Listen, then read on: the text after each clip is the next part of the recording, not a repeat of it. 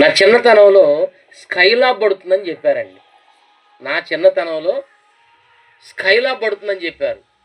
పడుతుందని చెప్పిన తర్వాత అందరూ ఏం చేశారో తెలుసా? ఇక 4 రోజుల్లో స్కైలాబ్ పడిపోద్దంట, చచ్చిపోతాం కాబట్టి మరి ఏం చేద్దామని అనుకుని ఏం చేశారో తెలుసా? ఎండలో ఉన్న కోళ్ళు, మేకలు, గొర్రెలు కోసుకొని తినడం మొదలుపెట్టారు. అంటే ఏంటి? ఈ 4 రోజులైనా కడుపారా తిని చచ్చిపోతాం. అసలు చనిపోతానని తెలిసిన నీకు మరణం తర్వాత, చావు తర్వాత నేనేమైపోతానని ఆలోచన రావాలి కానీ ఆ ఆలోచన రాకుండా చేశాడు సాతాను. కానీ దేవుని పిల్లలారా, చనిపోయిన తర్వాత మళ్ళా బ్రతుకుంది. ఈ ఈ ప్రసంగాన్ని విన్న తర్వాత మీరు మర్చిపోరని చెప్పాను. ఎప్పుడు బాధ కలిగినా చావు కోసం ఆలోచించకండి. నీవై నువ్వు చనిపోతే బాధలు ఎక్కువైతాయే తప్ప బాధలు పోవండి. బాధలు పోతాయని చనిపోతున్నారండి, వాళ్ళని చంపుకుంటున్నారండి. తప్పు కదా? ఎంత బాధ కలిగినా దేవుడిచ్చిన ఆయుష్కాలం అంతా మనం ఈ లోకంలో బ్రతకాల్సిందే. నువ్వు చంపుకున్నావా శిక్ష తప్పదు, శిక్ష తప్పదు.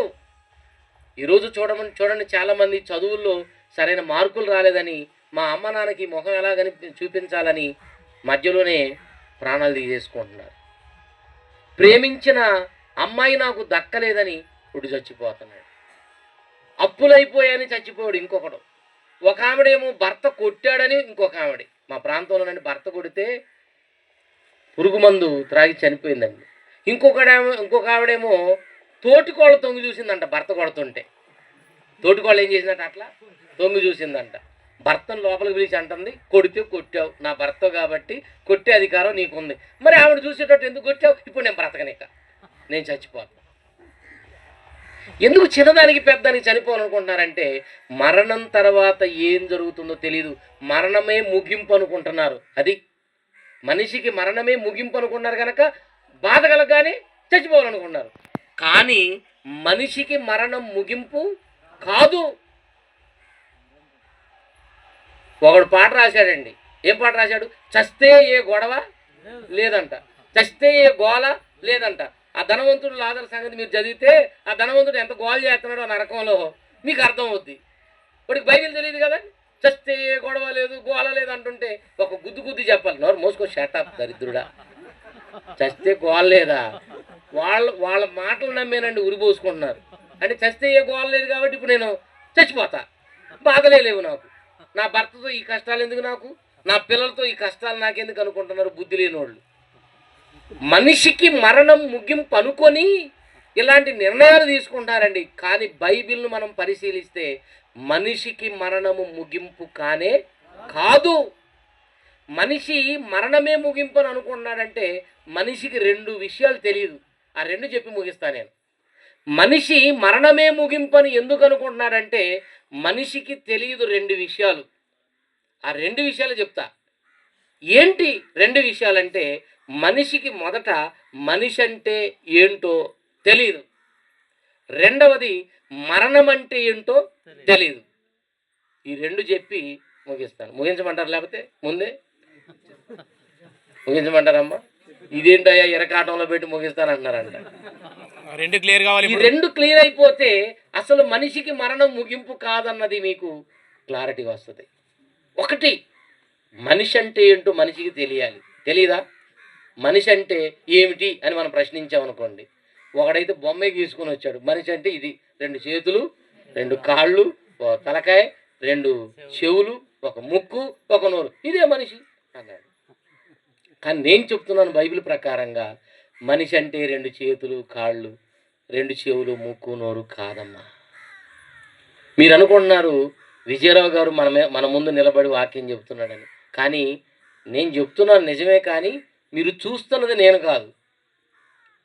ఈ పై ఆకారం కాదు విజయరావు అంటే. విజయరావు అనే నేను లోపల ఉన్నాను, ఆత్మ. మనిషి అంటే శరీరం కాదు, 2 చేతులు, ఇది కాదు. మనిషి అంటే ఆత్మ. మొన్న ఈ మధ్య మా ఊర్లో ఒక ఆవిడ అంటుంది, విజయరావు గారు 40 సంవత్సరాల నుంచి మా ఆయనతో నేను కాపురం చేస్తున్నా, ఆయన ఏంటో ఇంతవరకు నాకు అర్థం కాలేదన్నది. అప్పుడు నేను అన్నాను, మా అయ్యగారు నీకేమర్థం అవుతాడు? ఆ పెళ్లి చూపుల్లో ఎత్తున్నాడు, రంగు ఉన్నాడు, పర్సనాలిటీ ఉన్నాడు అని చేసుకున్నావు. ఇప్పుడు అసలు నీకు రంగు బయటపడింది. ఇప్పుడు లోపల ఉన్నాడు, వాటి సంగతి నీకు ఎలా తెలుస్తుంది? లోపల పై రూపాలు చూసి మోసపోయేవాడు. అందుకే దేవుడికండి పై రూపాలు అవసరం లేదు. మనిషి పైన కనిపించేవాడు కాదు, మనిషి లోపల ఉన్నాడు మనిషి. ఇక్కడ నిలబడి చెబుతున్నది ఇదిగో ఈ ఆకారం కాదు నేను, ఈ ఆకారం లోపల ఉన్నాను నేను. అర్థమవుతుందా? దేవుని పిల్లలారా, ఈ ప్రపంచానికి తెలియని ఒక గొప్ప విషయం అండి ఇది. అసలు మనిషికి మనిషి అంటే ఏంటో తెలీదు. బైబిల్ చెబుతుంది మనిషి అంటే ఏంటో. యెహెజ్కేలు గ్రంథం చూడండి, యెహెజ్కేలు గ్రంథము 3వ అధ్యాయము 19వ వచనం. యెహెజ్కేలు గ్రంథము 3వ అధ్యాయము 19వ వచనం. అయితే యెహెజ్కేలు గారితో దేవుడు అంటున్నాడు, యెహెజ్కేలు నీవు దుర్మార్గుని హెచ్చరిక చెయ్యగా, తప్పు చేస్తున్నావని హెచ్చరించు, ప్రవక్తవు కదా నువ్వు. హెచ్చరిక చెయ్యగా అతడు తన దుర్మార్గత నుండి, దుష్క్రియల నుండి మరలని ఎడల అతడు తన దోషమును బట్టి మరణమవును గాని నీవు బ్రాకెట్లో ఏముంది చూడండి, నీవు అన్నదా ప్రక్కనే ఉంది, బ్రాకెట్ ఉంది, బ్రాకెట్లోనే ఉందా? నీవు అంటే బ్రాకెట్లో ఉందంటే ఏంటి? నీవు అనే దానికి అర్థం అది. నీవు అంటే ఆత్మవి అని దేవుడు చెబుతుంటాడు. చూడండి ఎంత బాగుందో. నీవు మాత్రం అంటే యెహెజ్కేలు దుర్మార్గ పనులు చేసేవాడి దగ్గరికి వెళ్ళి హెచ్చరించు. వాడు ఒకవేళ మళ్ళుకోకపోతే వాడు శిక్ష పొందుతాడు. కానీ హెచ్చరించిన నీవు నీ ఆత్మను తప్పించుకుందు. నీవు అనగా ఆత్మ, బ్రాకెట్లో ఉంది చూడండి. అంటే మనిషి అంటే ఆ బ్రాకెట్లో ఉంది చూడండి, నీవు అంటే మనిషి, బ్రాకెట్లో ఉన్నదేంటి? ఆత్మ. మనిషి అంటే ఆత్మ. 21వ వచనం చూడండి, అక్కడ పక్కనే 21వ వచనం. అయితే పాపము చెయ్యవలదని నీతి గలవానిని నీవు హెచ్చరిక చెయ్యగా అతడు హెచ్చరింపబడి పాపము చేయక మానిన ఎడల అతడు ఆవశ్యముగా బ్రతుకును. ఇక్కడ చూడండి, నీ మట్టుకు నీవు అన్న చోట మళ్ళా బ్రాకెట్ పెట్టాడు, ఆత్మను. నీవు అంటే ఆత్మ, అంటే నీ ఆత్మ మాత్రం తప్పించబడుతుంది. నీవు అంటే మనిషి అంటే ఆత్మ. ప్రియులారా, అక్కడ రంగు పెన్ను నుండి దిద్దుకోండి ఇలాంటి మాటలు. మహాజ్ఞానం బైబిల్లో ఉంది. మనిషి అంటే ఎవరో? ఆత్మ. ఇప్పుడు మీరెవరండి? ఎవరైనా అర్ధరాత్రి వచ్చి నువ్వెవరు అని అంటే నేను ఆత్మని అన్నాం అనుకోండి, వాడు గుండాకి చచ్చిపోతాడు. పాపం ఆత్మ అంటారా?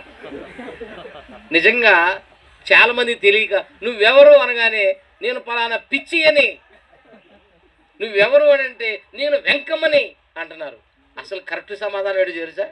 నువ్వెవరు అని అంటే నేను ఆత్మని అనాలి. మనిషి అంటే ఎవరండి? ఆ ఆత్మకే పేరు వెంకమ్మ. దీనికి కాదు, ఈ ఆకారానికి కాదు. ఒక మాట చెప్తాను, మనిషి అంటే నిజంగా ఆత్మేనా? చనిపోయిన తర్వాత పాడ దగ్గర పడుకున్న శవం పక్కన కూర్చుంటారు కదండి చాలామంది. అందరూ ఏమంటారు తెలుసా? నిన్నటి దాకా బాగానే ఉన్నాడయ్యా, ఇంతకు ముందేనయ్యా. ఒక ఆవిడ అంటుంది, ఇంతకు ముందేనయ్యా గేదెకి గడ్డేశాడు. గేదెకి ఏం వేశాడంట? ఈయన పుట్టింది గేదెకి గడ్డేయటానికే. మరి గడ్డేశాడంట, అక్కడ వేసి అక్కడే కూలబడి పోయాడంట. మరి ఉన్నదేవరమ్మా? ఆ ఉన్నదేంటి? ఉన్నాడు కదా అని అంటే ఏమంటారు? లేడయ్యా, పోయాడయ్యా, మా ఆయన పోయాడయ్యా. అంటే పోయింది ఎవరు? అది ఆ పోయిన ఆయనే మనిషి. ఇది పుట్టి అంతే. తొక్క అరటికాయకి పైన ఉంటుంది తొక్క. అసలు అరటిపండు అంటే ఏంటి? లోపల ఉంది. అరటిపండు అంటే తొక్క కాదండి. ఎవరైనా అరటిపండు ఇవ్వమనంటే తొక్క ఇచ్చారనుకోండి, తొక్క తీసుకొని మొఖానే వేస్తారు. అరటి పండు అంటే లోపల ఉంటుంది, ఆ లోపల ఉన్నదాన్ని భద్రపరిచేది తొక్క. ఇప్పుడు ఇది కూడా తొక్క, ఎర్ర తొక్క, నల్ల తొక్క. తొక్కలు చూసుకొని మురిసిపోతున్నారండి. నా తొక్క ఎంత బాగుందో చూడండి. చీ, ఈ తొక్కలు చూసే మోసపోతున్నారు. అరటి పండుకి ఎలా ఉందో తొక్క నీ ఆత్మకు పెట్టాడు పైన,